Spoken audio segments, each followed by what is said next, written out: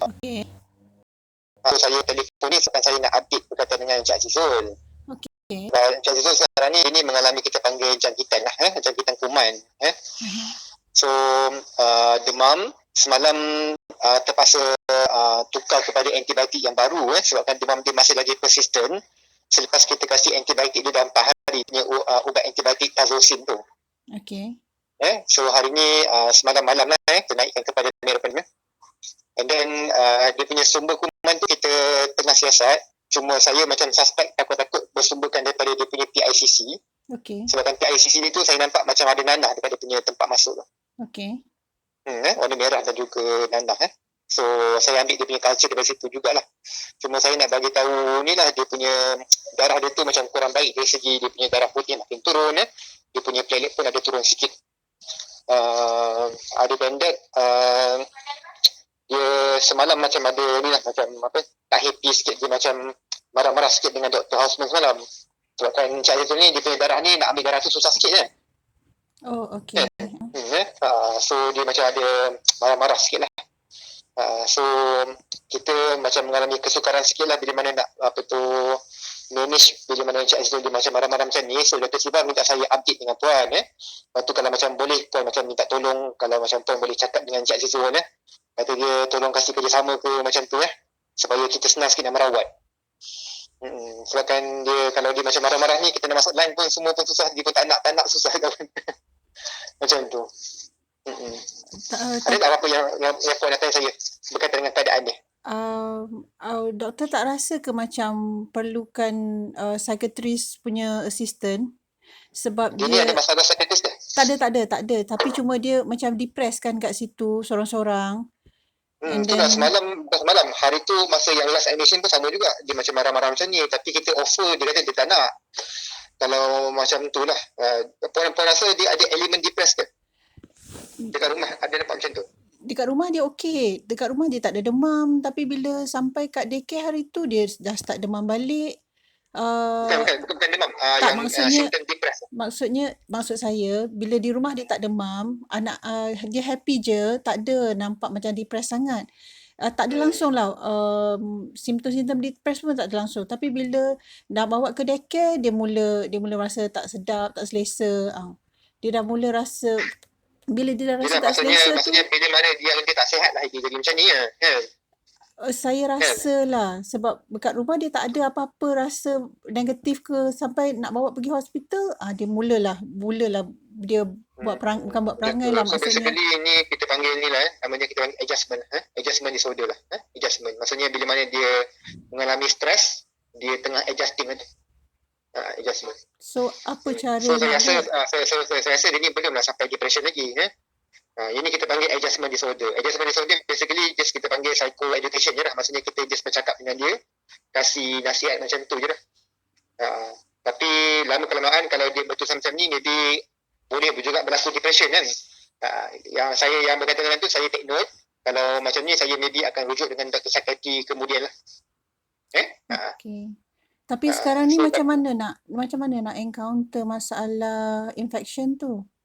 Infection tu dia punya ni adalah apa tu rawatan antibiotik yang kita baru mulakan yang meropenem tu lah. Cuma sekarang ni saya nak ambil dia punya blood culture daripada dia punya PICC tu dah ambil. Cuma nak ambil blood culture daripada dia punya badan dia punya tangan. Itu yang dia macam refuse tu. Dia macam marah-marah tu. Oh, tapi dia ada cakap dengan saya pagi tadi. Dia kata dia persistently beritahu dah yang dia punya tangan siku tu tak selesa. Okay. Tapi bila dia bukan dia ada side.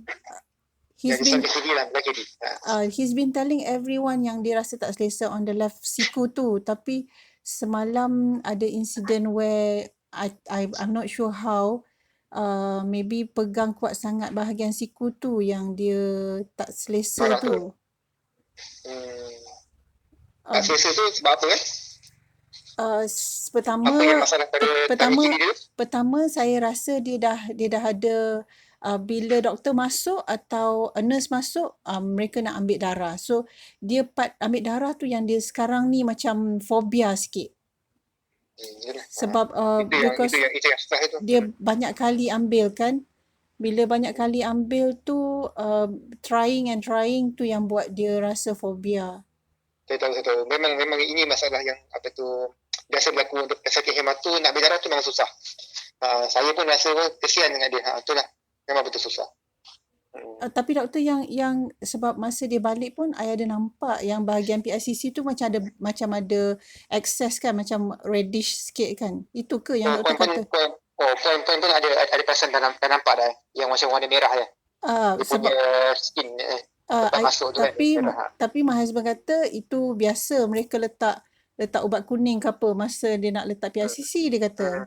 So tapi yang kali ni kita nampak culture, kita nampak macam dia nanah. So kita tekan pun memang keluar nanah. So kita ada ambil culture daripada situ jugalah. Kita swap. Tapi memang sebab the next cycle will be about 1 or 2 weeks lagi kan? Yelah, tapi memang tak boleh buang dulu. Tengah ada kuman ni macam mana nak ni? No. Maksud saya PICC tu memang kena letak juga di situ. Tak boleh for time being kita remove dulu ke? Boleh. Kalau kita memang dapati memang kita panggil tak boleh diselamatkan sebab PICC kan mahal pun. Faham. So kalau memang tak boleh diselamatkan kita memang akan buang lah. Kita akan bagi tahu dulu sebab kan hampir 1,000 kan? 660 kan. So mahal tu. Tapi nyawa dia lagi penting. Yelah, betul. Kalau memang tak boleh diselamatkan kita akan buang.